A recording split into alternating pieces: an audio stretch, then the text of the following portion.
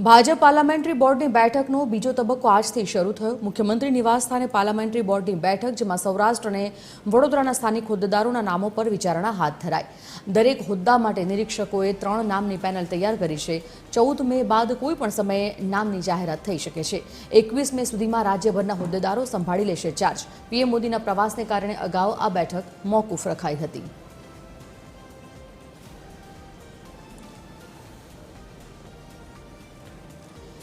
Associate editor Sonal Anadkat live જોડાઈ ગયા છે। સોનલ પાસેથી વિગત જાણીએ। સોનલ, પાર્લામેન્ટરી બોર્ડની બેઠકમાં ખાસ કરીને નામોની ચર્ચા ચાલી રહી છે। ક્યાં સુધીમાં નામો જાહેર થાય તેવી શક્યતા અને મુખ્ય જે ચહેરાઓ છે એ કોઈ અત્યારે સામે આવી રહ્યા છે ખરા નામોમાં? જે સજોની નામોની વાત કરીએ તો મહત્વનું છે કે આજે સવારથી પાર્લામેન્ટરી બોર્ડનો બીજો તબક્કો શરૂ થયો છે।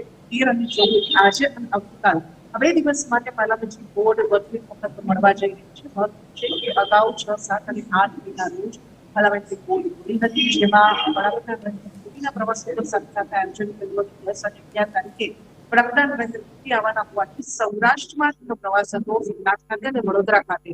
સોમનાથ અને વડોદરા એટલે કે સૌરાષ્ટ્ર અને વડોદરા ખાતે બંને ખાતે વડાપ્રધાન મુલાકાત લેવાના હોવાથી આ બંને જિલ્લાઓ અને વિસ્તારનું જે પાર્લામેન્ટરી બોર્ડમાં નામોનું સૂચન હતું, જે વિચારણા હતી, તે મોકૂફ રાખવામાં આવી હતી।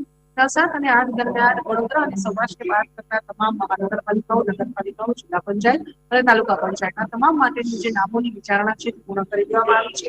આખરી નામો છે તે નક્કી કરી દેવામાં આવ્યા છે અને આજે 13 અને 14 2 દિવસ દરમિયાન જે આયોજિત થઈ છે પાર્લામેન્ટરી બોર્ડ, તેમાં સૌરાષ્ટ્રની જે મહાનગરપાલિકાઓ છે, ભાવનગર, રાજકોટ સહિતની જે મહાનગરપાલિકાઓ છે તે તમામ મહાનગરપાલિકાઓ, જિલ્લા પંચાયત, તાલુકા પંચાયત અને સાથે વડોદરાની પણ જે મનપા અને સહિતની જે ચૂંટણી આયોજિત થઈ હતી તે તમામ સંદર્ભે આ 2 દિવસ દરમિયાન વિચારણા કરવામાં આવશે।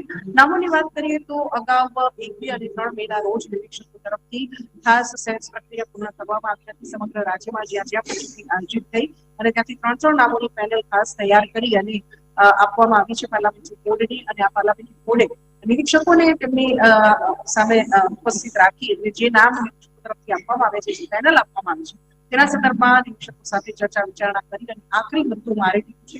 આજે આ 2 દિવસ દરમિયાન સૌરાષ્ટ્ર અને વડોદરાના પેનલના નામો પર ચર્ચા વિચારણા કરવામાં આવશે અને આખરી મતનું મારવામાં આવશે। નામોની વાત કરીએ તો જે કોઈ પણ નામ નિરીક્ષકોની સેન્સ પ્રક્રિયામાં સામે આવ્યા છે તે સંદર્ભમાં મેયર, ડેપ્યુટી મેયર, મહાનગરપાલિકાઓ માટે અને સાથે જિલ્લા પંચાયત પ્રમુખ અને કારોબારી પ્રમુખ સહિતના જે મુદ્દાઓ છે તે તમામ માટે જે આ નામો છે તેના પર વિચારણા કરવામાં આવશે। સૌરાષ્ટ્ર અને વડોદરા પર આ 2 દિવસ દરમિયાન આખરી મતનું મારવામાં આવશે અને ત્યારબાદ 14 તારીખ પછી ગમે ત્યારે બધા નામ એક સાથે ભાજપ જાહેર કરવામાં આવે તેવી એક સંભાવના જોવા આવી રહી છે અને 21 તારીખ સુધીમાં તમામ જે શપથવિધિ સહિતની મુદ્દાઓ સંભાળવાની જે કામગીરી છે, પ્રક્રિયા છે, એ પૂર્ણ કરી દેવામાં આવે તેવી હાલના સંભાવના સામે આવી। બિલકુલ, ધન્યવાદ સોનલ જાણકારી માટે।